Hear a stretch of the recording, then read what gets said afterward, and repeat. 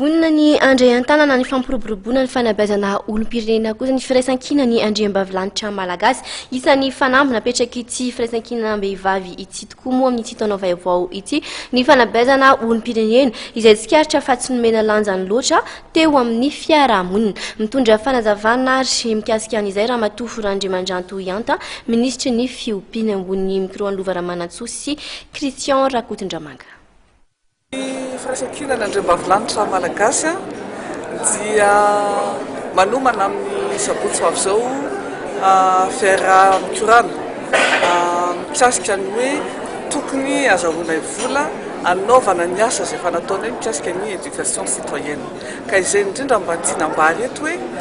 ny vehivavy zany ao amin'ny fikambanana io dia mahatsapa fa manana andraikitra lehibe mihitsy tokony raisiny eto amin'ny firenena amin'ny fitaizana ny olom-pirenena tsirairay avy satria zahay dia mino fa raha ohatra ny vahoaka ny olona tsirairay malagasy ny ankizy raha voataiza araka ny tokony izy mahafantatra an'izany atao hoe zo amin'ny maha olom-pirenena sy ny anjara tokony raisiny eo anivon'ny firenena dia mino zahay fa mety tsy misy izao korotana izay nanakotavany ty firenena ity nandritra ny efa taona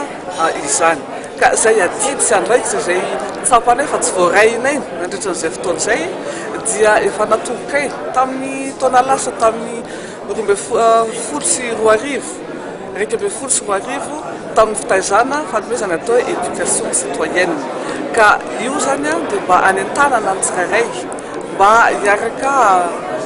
misalahy na misavavy aminay fikamba firaisan-kina Andriambavilanitra malagasy mba hanampy misimisy kokoa amin'ireo fitaizana olom-pirenena tao firenena.